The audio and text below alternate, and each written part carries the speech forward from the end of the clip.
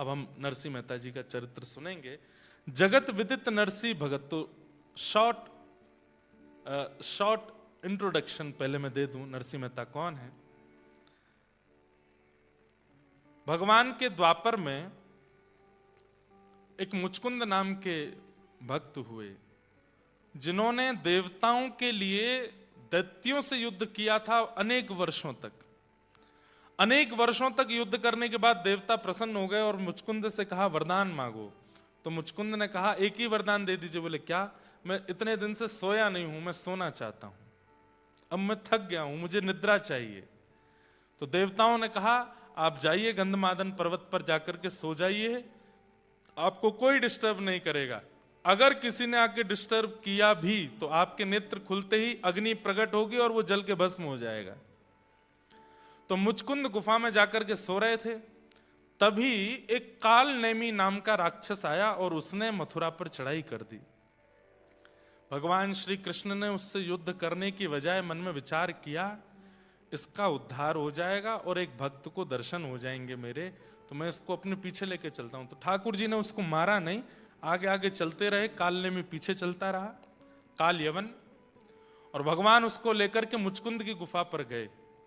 अपनी काली कमली जाकर के भगवान ने मुचकुंद को उड़ा दी। मत कीजिए। अच्छा मेरी तरफ देखिएगा, आप लोगों ने कथाएं खूब सुनी है। बताओ ध्रुव जी को कितने दिनों में ठाकुर जी मिले थे? कितने दिनों में? Anybody knows? 5 months। 5 महीने में ध्रुव जी को ठाकुर जी मिल गए थे। कब? सतयुग में। प्रहलाद जी महाराज के लिए खंभ भेदन करके ठाकुर जी प्रकट हो गए थे। कितनी अवस्था में? 5 साल के थे बस। आप कहोगे महाराज जी सतयुग त्रेता द्वापर के युगों में जब ध्रुव प्रहलाद को 5 months में 5 years की अवस्था में ठाकुर जी मिल रहे हैं, तो फिर आप कलयुग को उनसे विशेष कैसे बता सकते हो? अब आइए कलयुग में। कलयुग में द अर्लीएस्ट ठाकुर जी की प्राप्ति कितने दिन में हुई है बताओ? 3 days श्री नामदेव जी महाराज को। और उनसे भी सुंदर भगवत प्राप्ति हुई है 7 days में श्री नरसिंह मेहता जी को। केवल 7 दिन के अंदर अंदर श्री नरसिंह मेहता जी को। और सुनिए 7 दिन के अंदर अंदर श्री सुखदेव जी की कथा सुन के परीक्षित को भगवत प्राप्ति हुई। ये कलयुग में हो सकता है, ये सतयुग त्रेता द्वापर में संभव नहीं है। ये कलयुग की विशेषता है। ऐसे कलिकाल में हम आप सब लोग बैठे हैं, उसकी निंदा नहीं करनी है। इसलिए कलयुग को भी प्रणाम कीजिए, क्योंकि आपकी कृपा से हम यहाँ भजन गा पा रहे हैं, कीर्तन कर पा रहे हैं, कथा सुन पा रहे हैं, हरिनाम ले पा रहे हैं, जिससे हमारा उद्धार हो रहा है। तो ऐसे कलिकाल में हम आप सब लोग बैठे हैं, जिस कलिकाल में 52 बार 52 टाइम्स श्री द्वारिकाधीश के दर्शन प्रत्यक्ष हुए हैं नरसिंह मेहता जी को। कितनी बार? 52 टाइम्स। 1 नहीं, 2 नहीं, 3 नहीं, संपूर्ण जीवन काल में 52 टाइम्स ठाकुर जी आए हैं। और वो 52 टाइम्स हम 3 days में कवर करेंगे। कब कब ठाकुर जी आए, कब कब नरसिंह मेहता जी को मिले, कब कब ठाकुर जी ने क्या किया, उन सब भावों को हम लोग सुनेंगे। तो आइए नरसिंह मेहता जी के सुंदर क्रम में हम लोग प्रवेश करते हैं। तो गुजरात के जूनागढ़ में श्री नरसिंह मेहता जी का जन्म हुआ। आपकी माता जी का नाम था लक्ष्मी गौरी और आपके पूज्य पिताजी का नाम था कृष्ण दामोदर दास। आप नागर वंशीय ब्राह्मण थे, ब्राह्मण कुल में आपका जन्म हुआ था। आपका मूल नाम नरसिंह था, लेकिन आपकी जो दादी थी जय कुंवरी, वो आपको प्रेम से नरसी नरसी बोलती थी, इसलिए उनका नरसी नाम ही प्रसिद्ध हो गया। वैसे इनका नाम क्या था? नरसिंह दास। इनका मूल नाम नरसिंह दास था, लेकिन दादी इनको नरसी बोलती थी, इसलिए इनका नाम नरसी विदित हो गया सब जगह पर। ध्यान से सुनिएगा, बहुत सुंदर है श्री नरसिंह मेहता जी का चरित्र। तो नरसिंह मेहता जी जन्म जब हुआ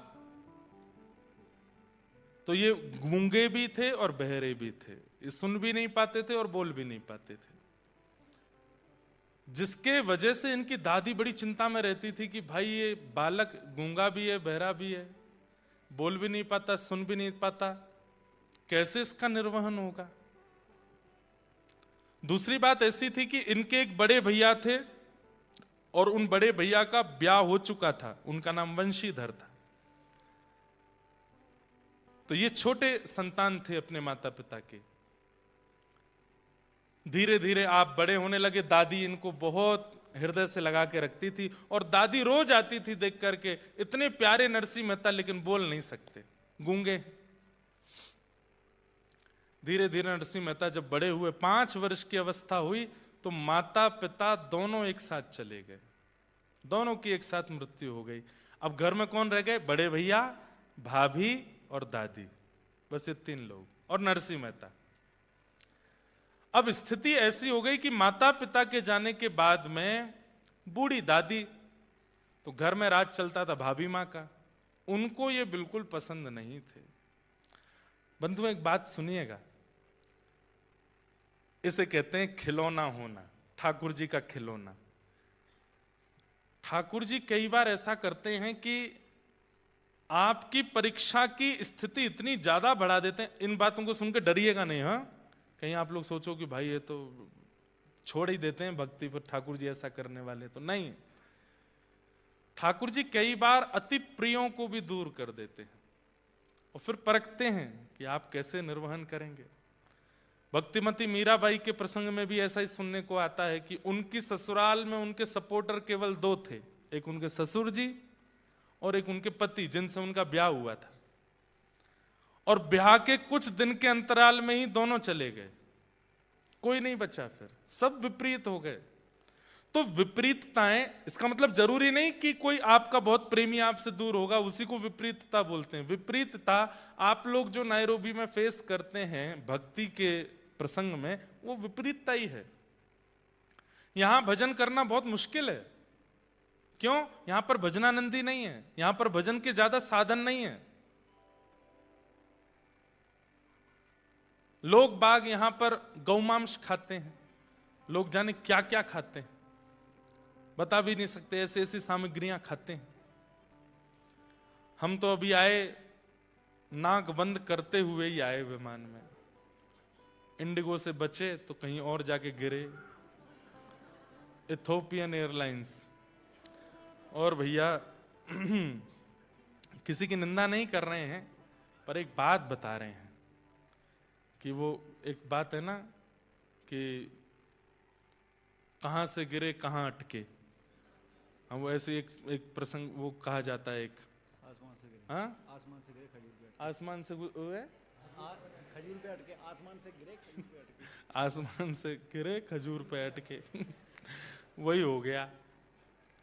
हमने कही बढ़िया है, इसमें बड़ी सीट मिल जाएगी, बड़ी सीट तो मिली, पर नासिका का जो हाल हुआ वो तो हमें ही जाने।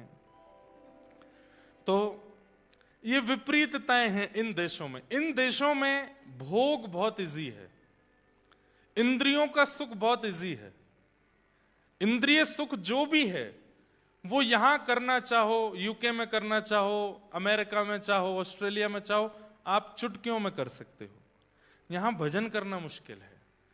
यहां भजन करना थोड़ा, वैसे तो नायरोबी केनिया की जो वैसे माहौल है वो तो इतनी शांति प्रिय देश है कि यहां पर आप भजन भी आसानी से कर सकते हैं, लेकिन फिर भी भोग इतना इजी है कि कई बार वो भजन में बाधा बनता है। फिर अब मंदिर के नाम पर एक ये स्थान है, एक और है, एक दो और होंगे, बस इससे ज्यादा कुछ स्थान भी नहीं होंगे कि आप जहां जाकर के नित्य भजन साधन कर सको। तो थोड़ा यहां पर डिफिकल्ट तो है, इसी को ही विपरीतता बोलते हैं। पिताजी डॉक्टर, माताजी डॉक्टर, भैया डॉक्टर, भाभी डॉक्टर, उसके बाद तुम भी डॉक्टर बन गए तो कोई बड़ी बात नहीं है। लेकिन पिताजी माताजी सब अलग थे, भैया भी कुछ और करते थे और आप अचानक से डॉक्टर बन गए, ये बड़ी बात है। तो यहां तो सब भोग भोग रहे हैं, पर इन भोगियों के बीच में रह करके आपने भजन कर लिया तो ये आपके लिए बड़ी प्रशंसा की बात है।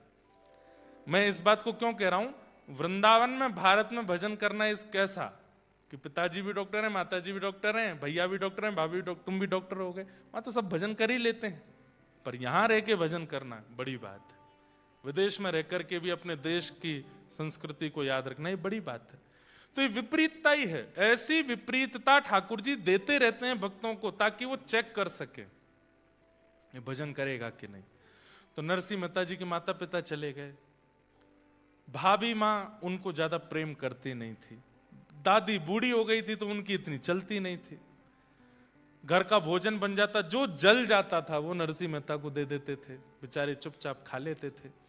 दादी कभी कभी बचा करके अपनी रोटी रख लेती, वो नरसिंह मेहता जी को खिला देती थी।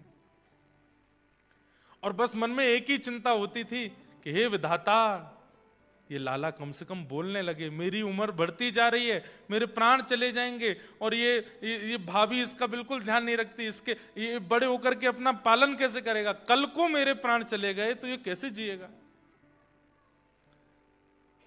और इसी दुख के कारण उनकी दादी मां नरसिंह मेहता जी को लिए सब संतों के पास जाती, सबको कहती प्रणाम करो, और सब संतों से कहती आप हाथ धर के बस आशीर्वाद दे दो, ये बोलने लग जाए। सब संत आशीर्वाद देते थे, लेकिन होई सोई जो राम रचि राखा, राम जी जो चाहते हैं वही होता है। ऐसे कैसे बोलने लग जाएगा नरसिंह भगत। एक दिन बहुत दुखी हो गई दादी, उसको लगा कि अब मेरे बस प्राण चले। अब उसको बुखार भी आता था तो वो घबरा जाती थी कि हे विधाता अभी मेरे प्राण मत लेना, ये नरसिंह बोलने लग जाए फिर मैं चली जाऊं भले ही, ये कैसे जिएगा नहीं तो मेरे बिना। छोटे से नरसिंह मेहता इतने सुंदर, ऐसे सुंदर उनके कपोल है, ठाकुर जी जैसे ही होते हैं ठाकुर जी के भक्त। जैसे ठाकुर जी सुंदर होते हैं ऐसे उनके भक्त भी सुंदर होते हैं। सुंदर इन द सेंस कॉम्प्लेक्शन से नहीं। कई अफ्रीकन लोग भी हैं जो भक्ति वेदांत स्वामी श्रील प्रभुपाद जी की कृपा से भक्ति मार्ग में आ गए, और उनकी कृपा से जो भक्ति मार्ग में आए, ऐसे अफ्रीकन्स को भी देखोगे ना, वो भले ही रंग से सांवले हैं, सांवले तो नहीं है, काले हैं, लेकिन फिर भी उनमें वो ऐसे नहीं लगते, वो बुरे नहीं लगते, वो अच्छे लगते हैं। वो भी हमारे वृंदावन में भी कार्तिक मास में खूब सारे विदेशों से लोग आते हैं, अफ्रीकन्स भी खूब आते हैं, अच्छे लगते हैं। ऐसा उर्दपुंड लगाते हैं, धोती पहनते हैं, गले में माला पहन के शिखा रखते हैं, और बढ़िया जब मृदंग बजा के कीर्तन करते हैं कितने सुंदर लगते हैं, वो भी आकर्षक लगते हैं। तो कहने की बात, जब चित्त में ठाकुर जी, बुद्धि में ठाकुर जी, वाणी में ठाकुर जी विराज जाते हैं ना, तो व्यक्ति का स्वरूप निखरने लगता है। और वो निखरता सुंदरता के रूप में नहीं है, एक अलग सा आकर्षण उसके प्रति हो जाता है, वो फिर भी अच्छा ही लगता है, वो फिर भी सुंदर ही लगता है, पता नहीं क्यों। तो नरसिंह मेहता तो सुंदर भी थे। दादी मां गोदी में लिए बस नरसिंह कुछ बोल, नरसिंह कुछ बोल, लेकिन नरसिंह बेचारे गूंगे, कुछ नहीं बोल पाते। एक दिन माता जी ले गईं और शंकर जी के ऊपर जल चढ़ा करके शंकर भगवान के परिक्रमा देने लगी। हे विधाता कृपा करो, मेरे प्राण चले जाएंगे, इस बालक को बोलना सिखा दो। कैसे भी बस ये बोलने लगे। परिक्रमा करते करते करते उस दिन पता नहीं कैसा एक चमत्कार हुआ। एक जटाजूट है, भस्म रमाए हैं पूरे अंग पर, मानो जैसे शिव ही प्रकट हो गए हों, ऐसा एक संत आए। क्या बात है मैया, बड़ी परिक्रमा दे रही हो शंकर जी की? महाराज मेरा ये बालक बोलता नहीं है, आप कृपा कर दो ना, ये बोलने लग जाए। नरसिंह मेहता जी की ओर देखा, मंद मुस्कान, बिल्कुल मासूमियत है चेहरे पर, बोलना नहीं आता है। नरसिंह मेहता जी की ओर देखा उस संत ने, और संत ने सिर पर हाथ फेर के मुख खोलने को कहा, और नरसिंह मेहता जी की जीभ पकड़ करके उसको ओर देखा और बोले, बोलो बेटा राधे कृष्ण। और जैसी जीभ छोड़ी, नरसिंह मेहता जी के नेत्रों से आंसू आने लगे, और थोड़ी ही देर में स्वर प्रकट हुआ। 5 वर्ष के नरसिंह के मुख से पहला शब्द निकला, राधे कृष्ण, राधे कृष्ण। और तेज बोलो राधे कृष्ण, और तेज बोलो राधे कृष्ण। अब तो उनकी दादी नृत्य करने लगी, नरसी को गोद में लेकर के उछलने लगी। लाला और तेज बोलो, अब तो राधे कृष्ण राधे कृष्ण राधे कृष्ण राधे कृष्ण। गाने लगे, बोलने लगे, नाचने लगे नरसी मेहता। दादी ने तो बस उसी समय प्रणाम किया ठाकुर जी को, अब ले जाओ मुझे, अब कम से कम ये बोल के खा तो लेगा, सुनकर के जवाब तो दे देगा। अब मुझे इतना है कि अब ये अपनी देखभाल कर लेगा। नरसिंह अब पहली बार बोलना सीखे हैं तो इतनी जोर जोर से बोलते हुए गाते हुए गए। घर पे जाके भैया के सामने जब बोले, भाई बड़े प्रसन्न हुए। अरे नरसिंह भाई बोलने लगे तुम। ठाकुर जी की कृपा से नरसिंह मेहता बोलने लगे, लेकिन इनकी भाभी को बिल्कुल बढ़िया नहीं लगा। गूंगा बहरा पूरे दिन पड़ा रहता है, हमारी सास ससुर खुद तो चले गए, छोटा सा बालक मेरे छाती पर छोड़ के चले गए। अब बोलने लग गया है। अब कल तो आऊं करके भोजन प्रसाद मांगता था, अब तो बोल के मांगा करेगा कि रोटी बनाओ भाभी। वो और दुखी हो गए।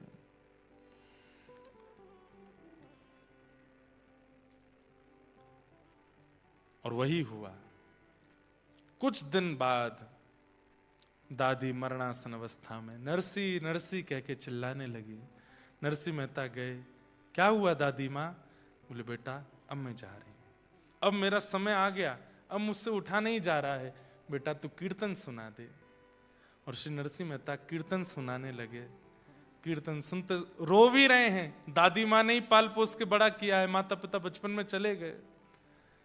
और दादी का हाथ पकड़ के बैठे रहे। कीर्तन सुनते सुनते सुनते सुनते दादी माँ चली गई। और अब नरसिंह मेहता जी के संकट और बढ़ने लगे और कष्टदायी हो गया। दुरित गौरी जो इनकी भाभी थी, दादी का संस्कार आदि सब हो गया। अब तो घर में जैसे ही नरसिंह मेहता है, उनका कमरा, दादी के साथ रहते थे तो दादी का कमरा ले लिया, उसमें सब तिजोरियों में सामान था, नरसिंह मेहता को बाहर कर दिया। लेकिन बंधुओं, भक्त का एक स्वभाव होता है, बहुत वर्सेटाइल होता है, और जो वर्सेटाइल नहीं है वो भक्त नहीं हो सकता। या आप लिख लीजिएगा, वो हर परिस्थिति में स्वयं को ढाल लेता है, ये उसकी प्रकृति हो जाती है, कैसी भी परिस्थिति आ जाए। अनुकूल हो तो अच्छा, प्रतिकूल हो तो अच्छा। अनुकूल होता है तो फूलता नहीं है, प्रतिकूल होता है तो रोता नहीं है। ये भक्त का स्वभाव होता है। संसारी व्यक्ति का स्वभाव कैसा? अनुकूल मिलने पे फूल जाएगा और प्रतिकूल मिलने पे भूल जाएगा, रोने लगेगा। पर भक्त दोनों में एडजस्टमेंट कर लेता है। एडजस्टमेंट ये भक्त का स्वभाव बन जाता है, वो हर परिस्थिति में रहने लगता है। छोटे से नरसिंह मेहता, भाभी अब डांटती भी है, फटकारती भी है, उल्टा सीधा भोजन देती है, बच जाए तो देती है, कभी कभी नहीं भी बचता तो कहती है बस दाल बची है खा लो, पेट भर लो, रोटी तो खत्म। नरसिंह मेहता वही पा लेते हैं। एक दिन किसी कार्य से बाहर गए थे नरसिंह जी, और एक विषय और, नरसिंह मेहता जब बोलने लगे तो एक दिन अपनी दादी से बोले कि दादी आप चली जाओगी तो मैं किसके सहारे रहूंगा? भैया तो व्यस्त रहते हैं, भाभी मां मुझको पसंद नहीं करती। तो दादी ने कहा तेरे माता पिता तो शिव पार्वती हैं, यही तेरे माता पिता हैं। तो नरसिंह मेहता शंकर जी को पिताजी के रूप में ही देखते थे। शिव दरबार के सामने से, शिव मंदिर के सामने से जब भी निकलते थे तो नरसिंह मेहता इसी भाव से प्रणाम करते, जय हो पिताजी आपको प्रणाम। पार्वती जी को देखते तो यही भाव रखते, मेरी मां। रोज जाते शंकर जी से बात करते थे, आज मैंने क्या किया क्या नहीं किया, पार्वती मैया को सब बताते थे। वो जगत के माता पिता हैं। नरसिंह मेहता ने भी उनको अपना माता पिता माना। आज कहीं बाहर से आए तो आकर के अपनी भाभी से कहने लगे, भाभी मां प्यास लगी है, पानी दे दो। नरसिंह मेहता का स्वभाव था वो खुद ही ले लेते थे, अपने काम खुद करते थे। लेकिन आज पहली बार बहुत थके थे, पसीने में थे, तो भाभी से कह दिया कि आप जल दे दो। क्रोध में भर करके इतना सुनाया, बोले आज कह रहा है पानी दे दो, कल को बोलेगा ये बना दो, परसों कह देगा ऐसा कर दो, और मेरे ऊपर हुक्म चलाएगा।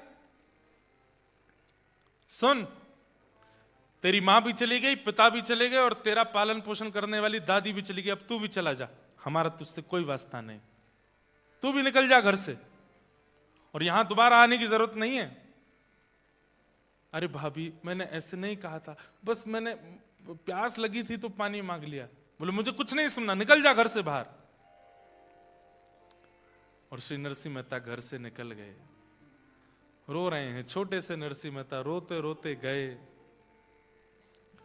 और जूनागढ़ में एक महादेव का मंदिर, वहीं जाकर के शंकर जी, उन महादेव का नाम पता है क्या? इंद्रेश्वर महादेव, उनका नाम भी इंद्रेश्वर महादेव। जाकर के आज भी हैं, जूनागढ़ के जंगल में स्थित है इंद्रेश्वर महादेव। नरसिंह मेहता गए, लिपट गए, रोने लगे, बोले आप ही मेरे माँ हो, आप ही मेरे पिता हो, कोई माता पिता के बिना कैसे अनाथ हो सकता है? नाथ तू अनाथ को। नरसिंह मेहता शंकर जी से लिपट के रोने लगे, मैं अनाथ हूं नाथ, मुझे सनाथ करो। मेरी दादी कह के गई कि आप मेरे माता पिता हैं। माता पिता अपने बालक को ऐसे रोने देते हैं? माता पिता अपने बालक को ऐसे भूखा रहने देते हैं? अरे वो माँ तो पिघल जाती है जैसे पता चलता है कि बालक को भूख लगी है। अरे भूख ना भी हो तो माँ खिलाती है, और मैं यहां भूखा प्यासा रो रहा हूं, आप आ नहीं रहे मेरे पास। 1 दिन, 2 दिन, 3 दिन, 4 दिन, 5 दिन, 6 दिन, 7 दिन हो गए। नरसिंह मेहता जी रोते रहे शंकर जी से लिपट के। 7 दिन बाद कैलाश में बैठे हुए महादेव के सन्मुख आकर के पार्वती जी बोली, आप तो अत्यंत करुणावान हैं, आपको करुणावतार कहा जाता है, कहां चली गई आपकी करुणा? ये बालक आपके द्वार पर खड़ा होकर के इतना रो रहा है, माता पिता कहकर के हम दोनों को पुकार रहा है, आप इस पर कृपा क्यों नहीं कर रहे हैं? महादेव बोले, हम आपकी प्रतीक्षा कर रहे थे कि आप बोलो तो कृपा करेंगे, क्योंकि हम कृपा करेंगे तो हमारी कृपा केवल कृपा होगी, लेकिन आपके द्वारा होगी तो वो वात्सल्य युक्त होकर के होगी। हम बस आपकी प्रतीक्षा कर रहे थे, अब आप प्रसन्न हो गए हैं तो अब हम कृपा करेंगे। और देखते ही देखते महाराज पार्वती जी और महादेव 7 दिन बाद प्रत्यक्ष प्रकट हो गए। बोलो देवादिदेव महादेव शंकर भगवान की। ये भी कोइंसिडेंस है कि आज सोमवार है। नरसिंह चरित्र अगर हम पहले सुनाते तो शनिवार को शुरू होता, तो कहीं ना कहीं शंकर जी का वार नहीं था ना, आज ही होनी थी कथा। इसलिए महादेव के वार के दिन ही हुई है, और हम अभी अभिषेक करके ही आए हैं महादेव का।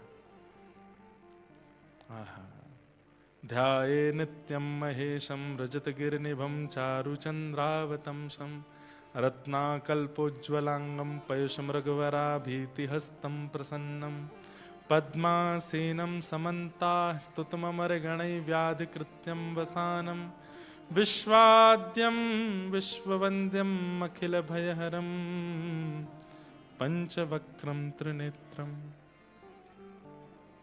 महादेव प्रकट हो गए। जैसे ही देखा नरसिंह मेहता ने, शिव पार्वती दोनों हैं, तुरंत लिपट गए चरणों से। मेरे माँ आ गई, मेरे पिता आ गए। पार्वती जी ने तुरंत उनकी जिह्वा का स्पर्श करके जो 7 दिन से भूख प्यास थी उसको मिटा दिया, सिर पर हाथ फेर दिया, खूब हृदय से लगा के लाड़ प्यार दिया। महादेव कहने लगे, नरसिंह तुम 7 दिनों से रो रहे हो, कुछ मांगो, वरदान मांगो, क्या चाहिए? नरसिंह मेहता बोले, रावण ने मांगा था आपसे वरदान, क्या हुआ? आज तक दशहरा मैदान में जल रहा है। कुंभकर्ण ने मांगा था आपसे वरदान, क्या हुआ? इंद्र की पदवी चाहता था, निद्रासन में चला गया। भस्मासुर ने मांगा था आपसे वरदान, खुद ही भस्म हो गया, मैं नहीं मांगूंगा मुझे वरदान नहीं चाहिए। महादेव पार्वती जी से कहने लगे, देखो तुम ही पीछे पड़ रही थी, चलो इसके पास, देखो कितना चतुर है। अरे हमने औरों को भी वरदान दिया। बोला हाँ एक नाम और छूट रहा है, वो भी बता देता हूं, कंस को दिया था आपने कंस को आपने धनुष दिया था और कहा था नारायण के सिवाय इसको कोई तोड़ेगा नहीं, और जो तोड़ेगा वो तुझे छोड़ेगा नहीं। 7 वर्ष के कन्हैया ने तोड़ दिया, मार दिया कंस को। मुझे वरदान नहीं चाहिए आपसे। आहा। पार्वती जी बोली, अरे पिता देना चाहता हो और पुत्र मना करे, ये स्वभाव नहीं। महादेव कह रहे हैं कि वरदान मांगो तो तुम मांग लो ना, कुछ मांग लो। तो नरसिंह मेहता ने ऐसा वरदान मांगा, ऐसा वरदान मांगा जो सबको मांगना चाहिए। बोले नाथ, मैं अपनी बुद्धि अपने मन से कितना सोच पाऊंगा, जितना मैंने देखा है। मैं तो जूनागढ़ से बाहर भी नहीं गया कभी, मेरी बुद्धि मति ज्यादा कुछ जानती नहीं है, बहुत अल्पमति है मेरी, अल्प बुद्धि है मेरी, इसलिए मैं बहुत ज्यादा कुछ मांग ही नहीं पाऊंगा। इसलिए नाथ, आप तो महादेव हैं, आप तो देवों के देव हैं, आपके हृदय को जो सबसे अच्छा लगता हो आप खुद ही मुझे दे दीजिए, मुझे आपसे कुछ नहीं चाहिए, आप अपने आप दे दीजिए। आहा। जेहि विधि नाथ होई हित मोरा, करहु सुबेगे दास में तोरा। ठाकुर जी से सदा यही वरदान मांगो, जेहि विधिनाथ होए हित मोरा। मेरा जिससे हित होता हो, अगर वो हित मेरे दांत टूटने से हो रहा है तो तोड़ दीजिए, वो हित मेरा गिरने से हो रहा है तो गिरा दीजिए, वो हित मेरा अगर निर्धन होने से होगा तो निर्धन कर दीजिए। मेरा हित, और मेरा हित किसमें है? मेरा हित वैभववान होने में नहीं है, मेरा हित संपत्तिवान होने में नहीं है, मेरा हित बहुत बड़ा प्रॉपर्टीवान होने में नहीं है, मेरा हित आपका होने में है कि मैं आपका हो जाऊं। और यदि आपका होने में मुझे गिरना पड़े, मुझे रिपटना पड़े, मुझे कंगाल होना पड़े, तो मुझे सब स्वीकार है, मैं आपका होना चाहता हूं। बस दोहराइए मेरे पीछे, जेहि विधिनाथ होई हित मोरा, जेहि विधिनाथ होए हित मोरा, करहु सुबेगे दास में तोरा, करहु सुबेग दास में। जिससे मेरा हित हो वो मेरे साथ हो। मैं आपसे वरदान नहीं मांगूंगा, आपके चित्त को जो सबसे प्रिय लगता है वो मुझे दे दीजिए। ये वरदान महादेव से 2 लोगों ने मांगा है। आपके चित्त को जो सबसे प्रिय लगता हो वो मुझे दे दीजिए, ये वरदान 2 लोगों ने महादेव से मांगा है। एक नरसिंह मेहता ने और दूसरा एक आत्मदेव नाम के ब्राह्मण हुए। थोड़ी कथा सुनानी पड़ेगी, सुनो। एक आत्मदेव नाम के ब्राह्मण थे, वो भागवत जी वाले आत्मदेव नहीं, एक और आत्मदेव ब्राह्मण थे। जिन्होंने हितरवंश महाप्रभु का चरित्र सुना है उनको पता होगा कौन आत्मदेव है। तो आत्मदेव नाम के ब्राह्मण ने शंकर जी की इतनी आराधना की, उन्होंने आराधना तो इस भाव से की थी कि महादेव प्रसन्न होंगे तो मैं उनसे इतना धन संपत्ति मांगूंगा कि मेरी कंगाली दूर हो जाए। महादेव जैसे ही प्रकट हुए तो आत्मदेव से कहा वरदान मांगो। तो आत्मदेव जी ने कहा मैं ज्यादा से ज्यादा मणि मांग लूंगा, ज्यादा से ज्यादा हीरा मांग लूंगा। ऐसा करता हूं, महादेव से सबसे महंगी, इनके हृदय की सबसे महंगी वस्तु मांगता हूं, तो ये शायद ऐसा रत्न देंगे जिससे खूब धन आएगा। तो उसने कहा महादेव आपके हृदय का सबसे प्रिय रत्न जो हो वो मुझे दे दो। महादेव बोले ये क्या मांग लिया तुमने? बोले क्यों? बोले मेरे हृदय को सबसे प्रिय तो श्री राधा वल्लभ है। राधा वल्लभ जी कौन है? ये महादेव के सेवा के ठाकुर जी हैं। जैसे घर के ठाकुर जी होते हैं हमारे, मेरे घर के ठाकुर जी राधा माधव, आपके घर के ठाकुर जी लड्डू गोपाल, ऐसे ही श्री महादेव के घर के ठाकुर जी हैं श्री राधा वल्लभ लाल। श्वेत द्वीप में, हम लोग जम्बू द्वीप में रहते हैं, श्वेत द्वीप में महादेव, पार्वती, कार्तिकेय, गणेश जिनकी आराधना करते हैं वो श्री राधा वल्लभ लाल है। महादेव बोले ये क्या मांग लिया आत्मदेव तुमने? बोले नहीं नहीं, अब तो मुझे वही चाहिए। महादेव ने कहा कुछ और मांग लो, मेरे हृदय की प्रिय वस्तु मत मांगो। तो आत्मदेव को लगा बहुत महंगा वाला रत्न है, इसीलिए मना कर रहे हैं ये। नहीं नहीं, अब तो मुझे वही चाहिए। महादेव श्वेतद्वीप गए और वहां से श्री राधा वल्लभ लाल जी को ला करके आत्मदेव को दे दिया।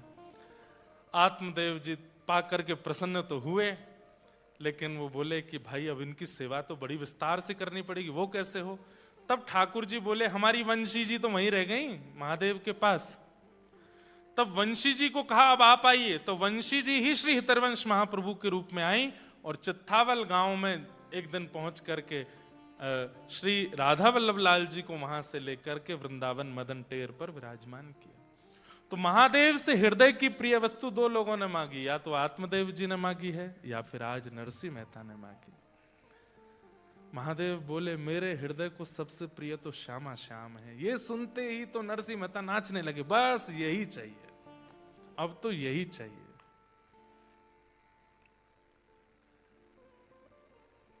अब तो यही चाहिए,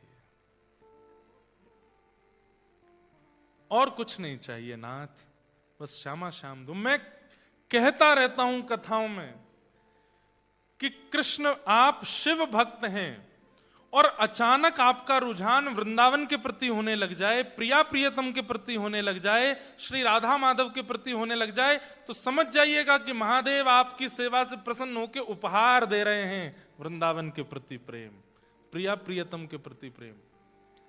महादेव अति प्रसन्न होते हैं तो दो वस्तु देंगे, या तो राम जी के प्रति प्रीति या कृष्ण के प्रति प्रीति।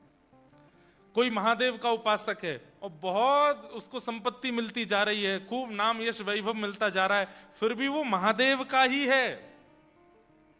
ऐसी कृपा तो रावण पर भी करी थी इन्होंने। सोने की नगरी में रहता था रावण, क्या नहीं था उसके पास? सब कुछ था, लेकिन राम भक्ति नहीं दी, कृष्ण भक्ति नहीं दी। महादेव किसी पर अति प्रसन्न हो जाते हैं तो उसको कृष्ण प्रिय लगने लग जाते हैं।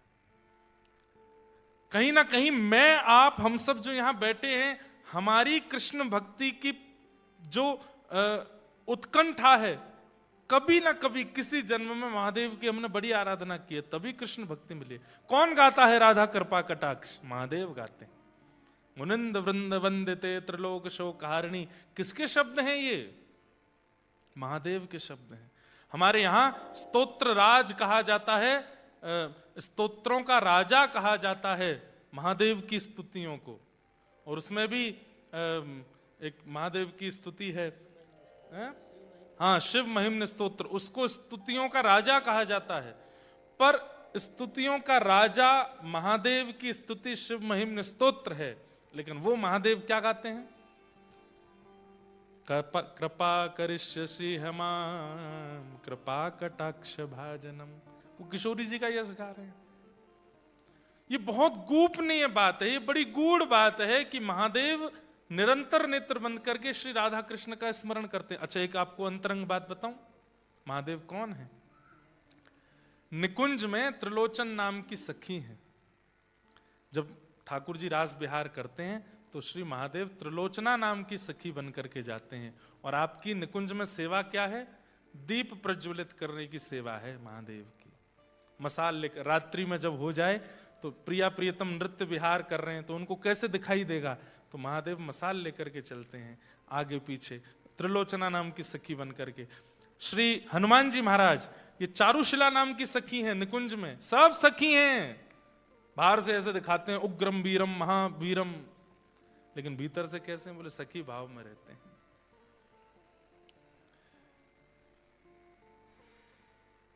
नरसिंह मेहता ने कहा आपकी हृदय की प्रिय वस्तु चाहिए। महादेव बोले हृदय के प्रिय तो श्यामा श्याम है, चरण पकड़ लिए, बस वही चाहिए, अब और कुछ नहीं चाहिए। महादेव बोले नरसिंह मेरे हृदय के प्रिय जो श्यामा श्याम है, उनकी प्राप्ति के लिए तो नरसिंह भेष त्यागना पड़ेगा।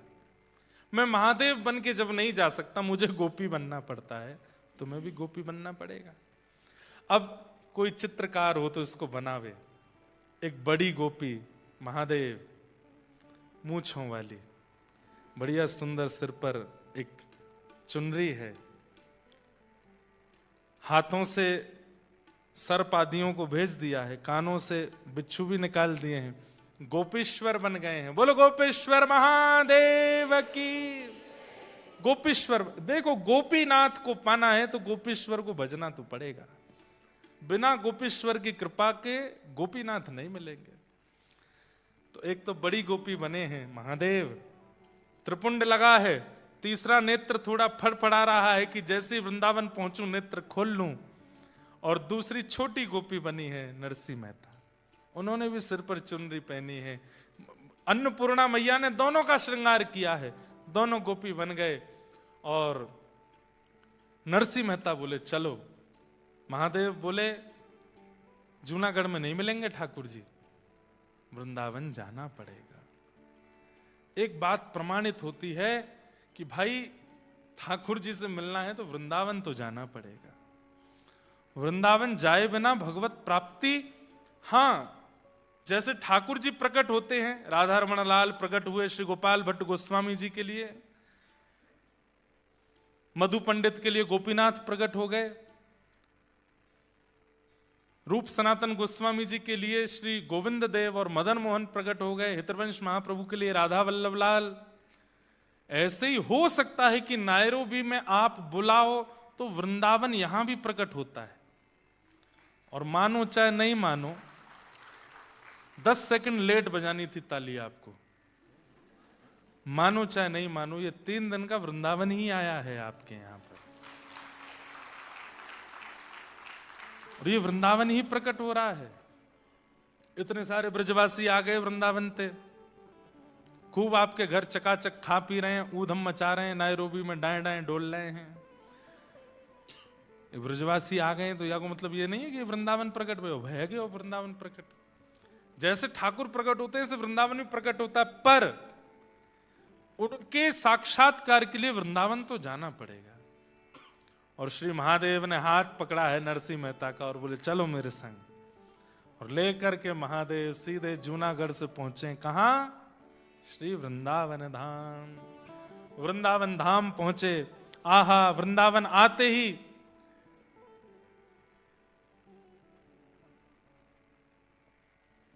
सब नीको है, यमुना जी नीकी हैं, वृक्ष नीके हैं, पर्वत नीके हैं, कुंज गलियां नीकी हैं, सब कुछ इतना सुंदर है।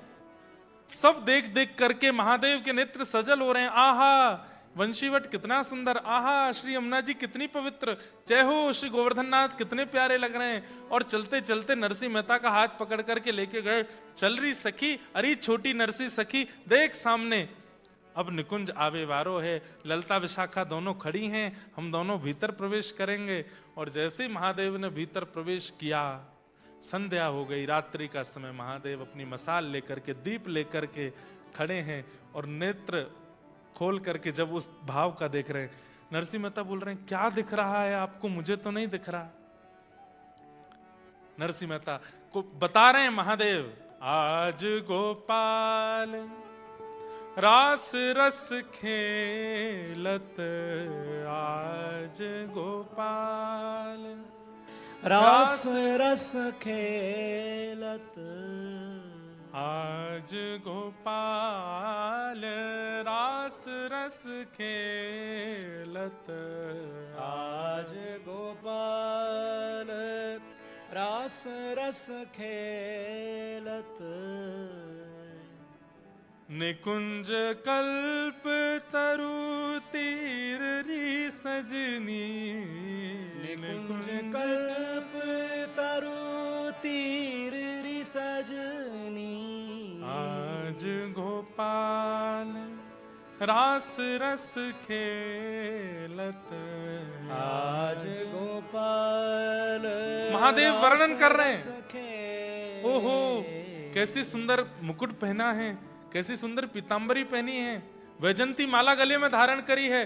कमलाक्ष ठाकुर जी घुंघराले केशों के बीच में अपनी मधुर मुस्कान के साथ श्री प्रिया जी के गले में गलवैयां देते हुए रास बिहार कर रहे हैं। अरे देखो, वहां से एक दूसरी सखी बीड़ा लेकर के आई है, ठाकुर जी को पवा रही है, एक सखी चंवर डुरा रही है, एक सखी ठाकुर जी के आगे इत्र बौछार कर रही है, ठाकुर जी मंद मंद नृत्य कर रहे हैं, श्री प्रिया जी तान सो गा रही हैं, ठाकुर जी नृत्य कर रहे हैं। नरसिंह मेहता रोने लगे, बोले मुझे नहीं दिख रहा है, मुझे भी दिखाइए नाथ। तब महादेव ने एक दीप प्रज्वलित करके नरसिंह मेहता को दिया। अपना दीप तो प्रज्वलित था ही, और उसी दीप को प्रज्वलित करके नरसिंह मेहता को दिया। 2 दीप हो गए, एक महादेव के हाथ में, एक नरसिंह मेहता। अब देखो, जैसे ही महादेव ने दीप प्रज्वलित किया, आहा, अब नरसिंह भी गाने लगे, आज गोपाल रास रस खेलत, आज गोपाल रास रस खेल। कलयुग में ये पहली बार हुआ था कि बिना वृंदावन प्राप्त किए किसी बाहर के भक्त को, गुजरात में जन्मे जूनागढ़ में रहने वाले नरसिंह मेहता को केवल 7 वर्ष की आयु में निकुंज के रास का दर्शन हो गया है। ये पहली बार हुआ था, ऐसा पहला कभी नहीं हुआ। वृंदावन को भजना पड़ता है, वृंदावन में रमना पड़ता है, यमुना जी के अनंत दिनों तक उपासना करनी पड़ती है, रज में अपने आप को घिसना पड़ता है, तब जाकर के निकुंज की एक कणिका का दर्शन होता है। आज नरसिंह मेहता पूरे रास का दर्शन कर रहे हैं। कहते हैं दर्शन करते करते उस दीप से नरसिंह मेहता का हाथ जलने लगा, लेकिन नरसिंह मेहता के नेत्रों से सजल अश्रु बह रहे हैं। देखते जा रहे हैं श्री प्रिया जी के सुंदर रूप को, ठाकुर जी के सुंदर रूप को भूल गए। तब प्रिया जी का ध्यान गया नरसिंह मेहता जी के हाथ पर। कितने बड़े भाग्य की बात। तुरंत प्रिया जी गईं और जाकर के ललता विशाखा से कही, अरे देख, ये छोटी सी सखी को हाथ जरवे वारो है, जल्दी तैया के हाथ से दीपक हटा। प्रिया जी ने जाकर के कृपा की और दीप हटाने लगी। नरसिंह मेहता बोले, नहीं प्रिया जी, ये कर दोगी तो कैसे रास देखूंगा। बोले, अब तेरे नेत्रन में ही दीप है, तू जहां रहेगो, जहां दृष्टि करेगो, वहीं रास को दर्शन तू को होयो करेगो। अब ये दीप हाथ में रखने की आवश्यकता नहीं, नरसिंह तो पर कृपा है। बंधुओं, प्रिया जी ने प्रसन्न होकर के, श्री राधा रानी ने प्रसन्न होकर के नरसिंह मेहता को क्या दिया? अपने पांव का एक नूपुर उतार करके नरसिंह मेहता को दे दिया। श्री नरसिंह मेहता जी इसलिए भी निंदा के पात्र बनते थे क्योंकि नरसिंह मेहता जूनागढ़ में जब घूमते तो छम छम छम छम आवाज आती थी पैरों से। लोग बाग कहते थे, अरे पुरुष होकर के स्त्रियों की तरह घुंघरू पहन के घूमता है। पर नरसिंह मेहता कैसे बताएं कि ये घुंघरू मुझे श्री प्रिया जी ने दिए हैं। रास में प्रिया जी ने अपने चरणों का नूपुर नरसिंह मेहता जी को प्रदान किया और श्री नरसिंह मेहता जी उसको पहन के नृत्य करने लगे। श्री वृंदावन तट पर त्रिलोचना सखी यानी कि श्री महादेव के साथ नरसिंह मेहता, राधा कृष्ण और संपूर्ण गोपियों के मध्य में रास होने लगा है।